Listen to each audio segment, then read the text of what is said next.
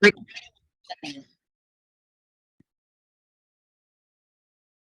okay, I think I'm live.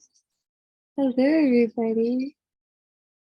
I do believe I am live. I can trust my live stream. Okay, cool. Awesome. It is so great to be here. I'm really excited to talk about this subject. I approached this one. I feel like I want to approach this one a little differently. I think sometimes the way that I approach my gnosis and transmission can be really rooted in like the breakdown of a very specific space. And with this one, I wanted to approach it more from the emotional uprising in my experiential relationship to the territory and what is currently unraveling and unfurling for me in relationship to the idea of pleasure and self-destruction. And it's really, really deeply ingrained into so many of us ever since the lineage of sin, the lineage of disconnect from dishonor and exploit the body has been seated. We have a really hard time growing into these spiritual states of embodied pleasure because of the natural thresholds our conditioned mind has anchored us to, and the kind of barriers we come into contact with that put us in our place and kind of tell us, no, you're just a lowly human. You can't have that kind of pleasure here. That pleasure is reserved maybe for somewhere else, but it doesn't make any sense that you would be having it right now. That you would be, there's like a fluffy sparkle in my hair. Sorry, distracted me. There's no reason why this should be something that should feel natural or normal or cured to you. It's very interesting the way the body self-destructs in response to pleasure and to the power and charge of pleasure. It self-destructs, it tangles up, it twists its identity, it makes things happen, emotional upsets, emotional reactions that push us back down, push the baseline back down. And this is something that's omnipresent. I'm so happy I have someone here. Yay. Yay! Thank you for your presence. So good to have you here. Hello. Oh man, it's lovely to have you here. But yeah, this idea that pleasure is something that we kind of attack ourselves with a lot of the times because we don't know how to hold it. We don't know how to relate to it, and we don't know how to kind of like anchor to the integration of it in a way that it can just feel sustainable. And this is something that is present in love, in relationships, in money, and anywhere where pleasure is a possibility, in beauty even. If you feel too beautiful, there's a part of you that may feel like, oh, I need to tame that and shut that down because it feels too good, it doesn't feel safe. And this connects to a lot of the deeper pieces of what it means to actually look comprehensively at what pleasure and satisfaction and that experience of ecstasy represents to the body, more than just the shallow egoic idea of it. A lot of times when we're relating to pleasure, we relate to it from a distance, and in relating to it from a distance, it's very easy to kind of put it on a pedestal and glamorize it and romanticize it. And it's incredibly damaging because when we're actually face to face with it, we feel the undercurrents that we weren't aware of, and we aren't prepared to face them. And because of that, we kind of fall into the self-destruction. And that's really what it's always about. Because at the end of the day, there is no experience of pleasure that's in this world, at least, that's completely divorced from the kind of shadows of its kind of balance. There's always a balance of pleasure and pain. They're on a perpetual axis. If you have something pleasurable, there's always the chance of losing it or having it stolen from you. So you can't exist in relationship to the pleasure of something without some acknowledgement of the deeper kind of darkness of what that represents to your body, to your human brain, to your human vessel. There's always this threat in this world. We can never escape it. Anything pleasurable brings with it not only the rush of emotion and excitement and feeling, but also the kind of underlying existential ground of, am I able to sustain this? Am I worthy of this? Am I allowed to have something like this in my life? Or is it just going to fall apart? And in that existential angst, we have the tendency to kind of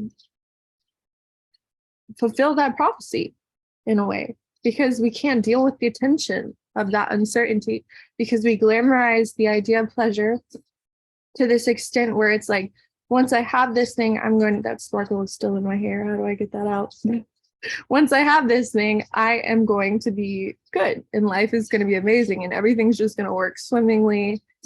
And I'm never going to have to put into question any of my sense of self or identity as a whole. And it's just going to work out because I have the thing. I have the pleasure. I have the idea of what this represents. But it's never as simple as the kind of pedestal we place it on. It's always like you see something and the allure of it, and it beckons to you. And the allure has such a profound weight to your mind. And it creates this kind of hunger and willingness to blind ourselves to all that lives underneath and around it. So it's really easy for our mind to kind of just key in to what it thinks this is. For example, like the soulmate, or maybe it's the job opportunity, the career, the amount of money we manifest. We see it in this little pigeonhole of the idea of what it could provide for us and provide for our body and provide for our pleasure, provide for our identity. And we romanticize it and we put it on this pedestal, and then we approach the actuality of it and we come closer and closer, and we start to feel all of these undercurrents as it becomes more and more real. These undercurrents of risk, of possibility and variables that we can't control, that we didn't have to digest or consume until we were right there with it. And this is why the experience of pleasure can be such a kind of devastating upheaval to, especially when you're at these like threshold points where you're entering new levels and new places and new territories of opening to the world, opening to life. There's these thresholds where the experience of pleasure is absolutely ecstatic, and then yet, because we're not prepared to kind of hold ourselves in relationship to the deeper primal currents of what that ecstasy represents, again, the loss, the risk, the variables that are outside of our control, outside of our hands, we are like, oh my gosh, I can't handle this, pushing it away and finding a way to self-destruct. And that self-destruction, it's incredibly persuasive. Like there's something about it that feels deeply real to your entire sense of self. They present as these like emotional flare-ups where the only logical solution to your emotion in that space is to turn you around and send you right back where you came from. Because the threat and the stakes of owning that pleasure and actually choosing it and saying, I desire this, it puts you in a position that you don't feel strong enough to hold yourself within.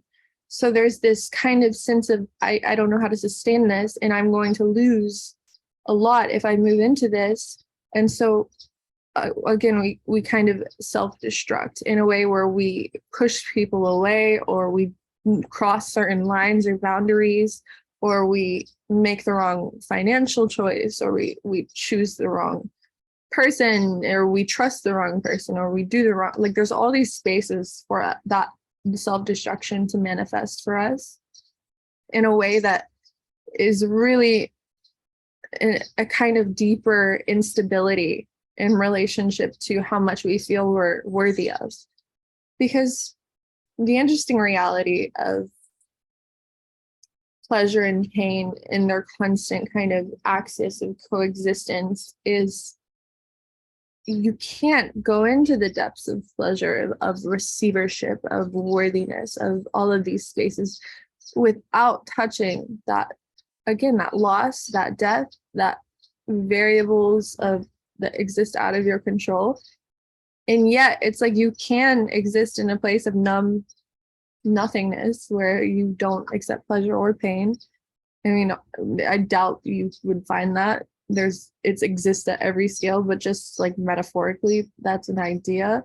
But what would be the joy of that space? It would offer you really nothing in comparison to what life wants of you, the intensity of sensation, the intensity of experiential immersion inside of the fruits of the body. And it makes it much more complex because we're not only dealing with the natural organic life force, we're also dealing with the perverted life force that has been conditioned onto us by way of these kind of societal programmings and deeper spiritual conditionings that are living on top of our body. So we have the natural organic impulse towards pleasure and pain, life and death, these things. And then we have the perverted programming that lives on top of that, that makes navigating the simplicity and the kind of flow and ease of that space much more difficult than it would be if we were just existing purely in our animal states. But the beautiful thing about these fractures and these kind of like distortions, if we can call it beautiful, is the knowing and the understanding that the kind of illusion they break, it actually gives us a lot of room to drive a lot further in our quest for pleasure, in our notion of pleasure. There's this deeper foundation to our path into power that has to come through a sense of agency in relationship to the upheavals and the kind of tests or challenges or initiations that are placed in our path. And that's essentially what this pleasure threshold is about. It's like, do you really trust that you can have this? Here's a bunch of old emotional baggage that you're carrying. And like, how about you look at that and face that? Because that's still alive. And if you're in this experience, like where the pleasure comes in and like you're just like overwhelmed by, wow, this thing is really beautiful and it almost feels a little surreal and I'm overwhelmed. It's kind of like you open to it. And then in the opening, you experience the contraction of like, oh God, I don't know if I can handle this. This is a lot. This feels like way too much for my system. And then in that response to that emotion, we are defining the tone of our worthiness, of our receivership, of how much we can allow onto our path in the ease of what we're allowing onto our path. Because yes, we absolutely can go through 1,000,001 deaths and rebirths around our pleasure compass and like die and destroy things and build them again. And we can do that.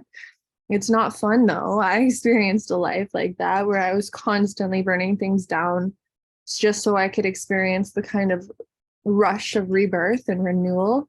And it was great for a while. It gave me a sense of like power that I had been missing for so long. But at a certain point, you realize that's just a coping mechanism to actually protect yourself from having to face these deeper receiver wounds, where it's like, I don't trust that I can have this. Therefore, I just keep destroying things in the quest for some perfection that is never going to come.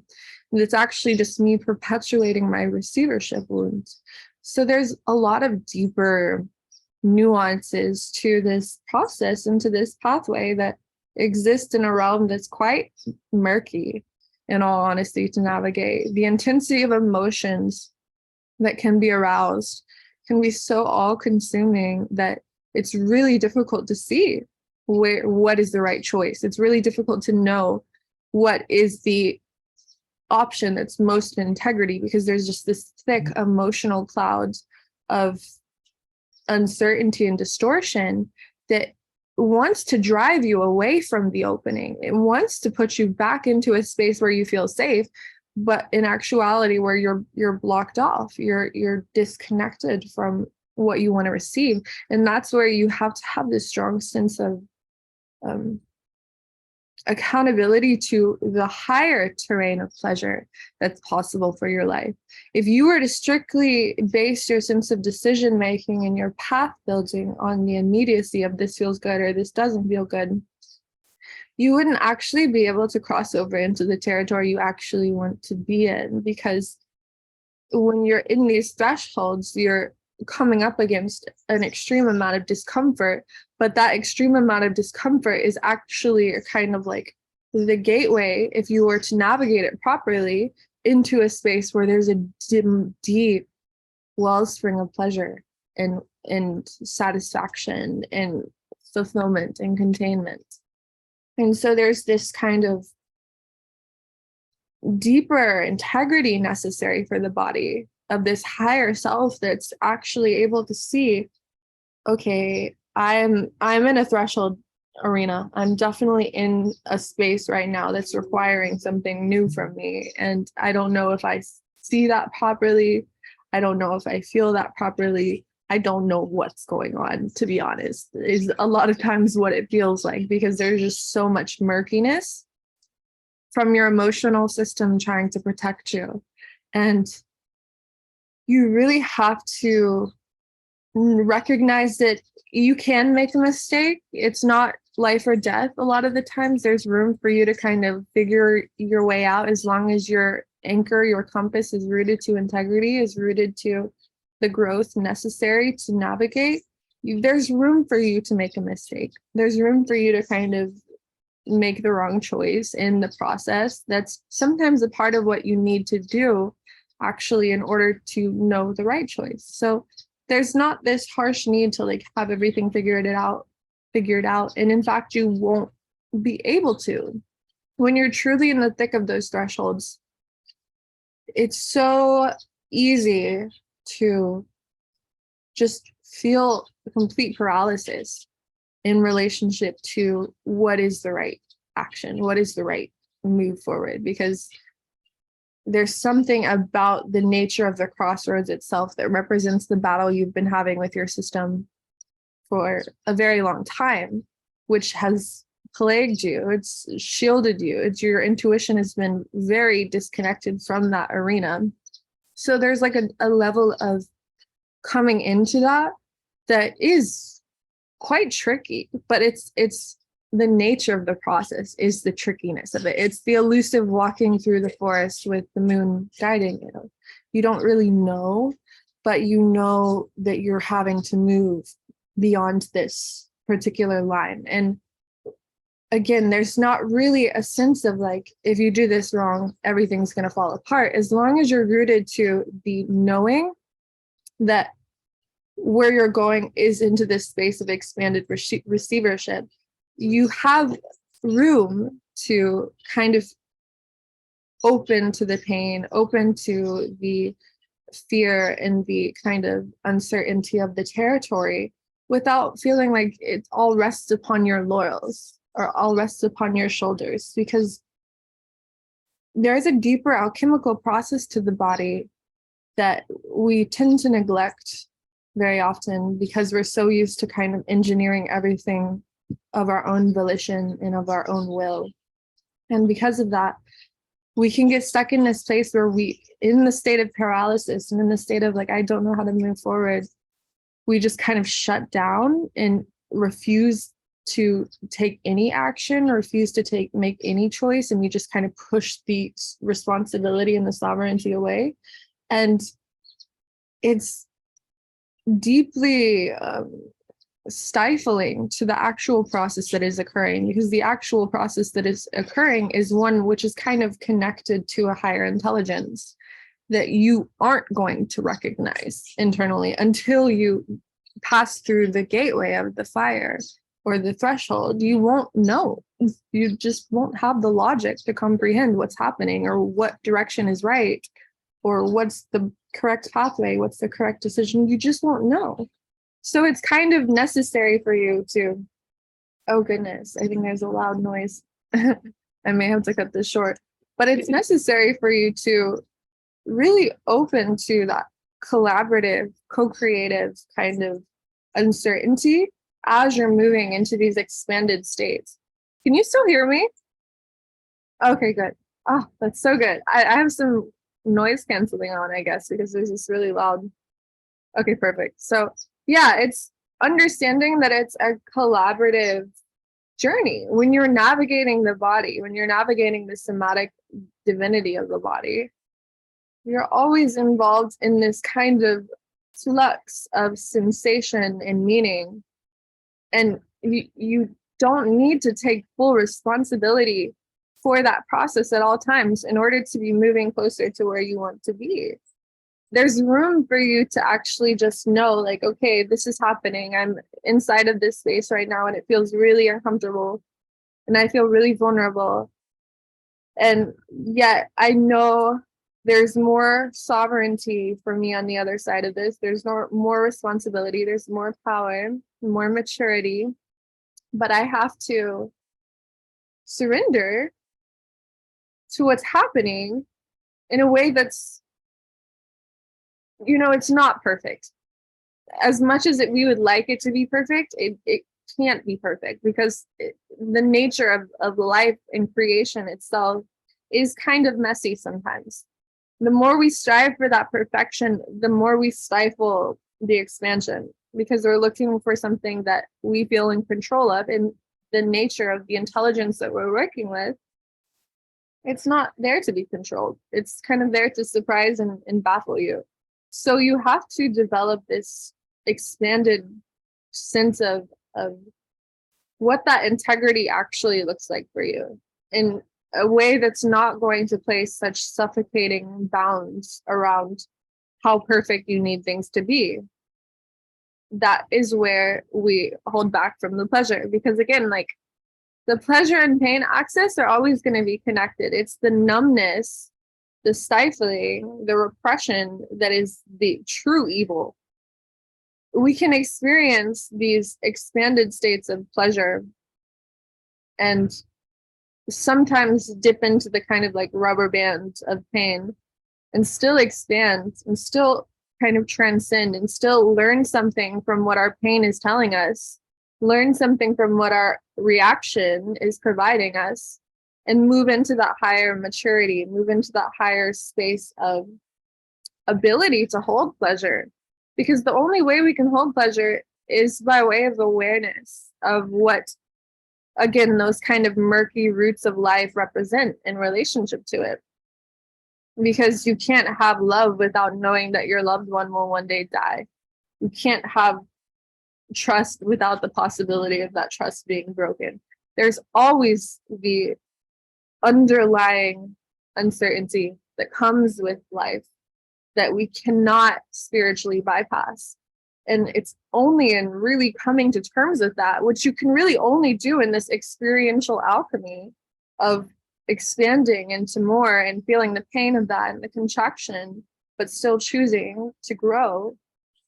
It's only in that space that we can really come to understand what's at stake and how those stakes, even though they're very real, they shouldn't have a hold on us. They shouldn't have a hold on our system. They shouldn't have a hold on our power and what we're choosing to create. It's only the uncertainty of that territory that kind of draws us into that self-destructive spiral of like, oh, this is feeling like too much for me, so I better just fuck everything up because I don't want to be at the risk of facing something that I'm not prepared to face. If I get too attached, if I love too deeply, I may lose it. My heart may break. I may fall apart. If I, step into this investment, I may not be able to pull through. I may not be able to follow up. I may not be able to hold my ground. I may not transform into what I'm choosing. Always. In the invitation of power and opportunity is the underlying fabric of the inverse of such, which is never, ever going to go away, at least in our human forms and even beyond, I would imagine. Because you can't have that gift without the potential of that gift being taken from you. Nothing is constant in the way that our minds would like to believe it should be. Nothing is permanent in the way our minds would wish it is. Nothing functions in the way the brain desires in this world, in organic matter, in living life forms, pulsing, breathing, dying, reproducing. The brain is a computational machine designed to make everything as kind of neat and ordered as possible for us to function. It doesn't make sense that the things that exist outside of that would adhere to it. They exist on different, broader spectrums of patterns and ways of being that our brain is just not attuned. It is attuned to, but it's not, because it's compressing, it's contracting the stimuli, and it's making things feel like they make sense when the reality is nonsensical. The reality is stimuli and sensation and possibility and flux. And it's not meant to be broken down because there's a million and one different ways it could grow and flow.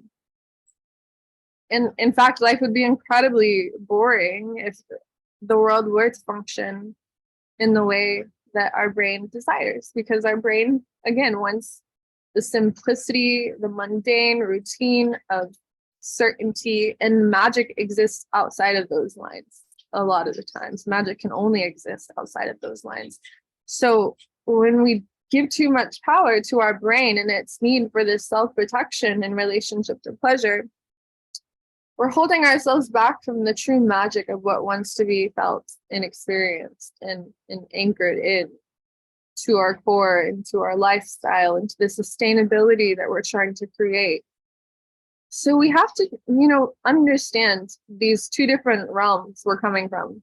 This realm of divinity and higher mind and higher power that is very seated into us and into this world.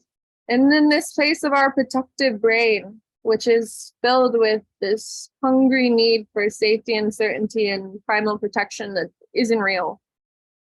And so we're always operating in relationship to those two poles and those two territories. And we have to find a healthy way to balance ourselves on that quest, in that journey. Because you're never going to completely be able to become this divine force in this world without acknowledging this human creature that is hugely governing you. So you have to open to what does it mean to exist in unity with these two forces. And existing in unity is recognizing that your process into power and pleasure and expansion is not going to be perfect all the time. You're not going to know all the answers, no matter how resourced you are in your higher self. You're not. It's just the nature of what it means to evolve and to expand into the heights of physical connectivity with the primal matter and to the divine roots inherent within that space. So ultimately, I have personally been experiencing these kind of like openings in relationship to the heart, and this notion of how easy it is to protect ourselves from the things that mean the most to us, how easy it is to push away that which would feel the most safe and soft, because we're just wanting safety and softness, and we can't face the possibility of the doorway we have to walk through in order to get to that. And it's not always easy. Like, we can be extremely spiritually evolved, advanced in so many different ways, and we still come up against these doorways where we feel small and uncertain, and that's okay. That's, it's part of the journey to actually honoring and coming into holding with that part of ourselves and understanding, again, there's always space for you to kind of anchor back to the power, even if you compromise it, even if you fall off the path, even if you make the wrong decision. There's always room for you to reassert that in the kind of greater mess of what it means to be human. So yeah, this is my little talk for today. Do you have anything you want to ask or add, Florian?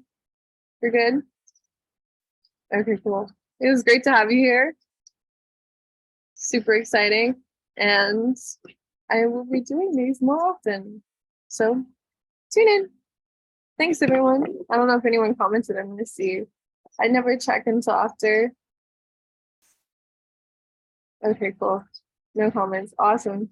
Oh, wait, I think I got some. No. Oh, yes, I did. Cassie. Yes, I love Cassie. Okay. Awesome, guys. I'll talk soon. Bye.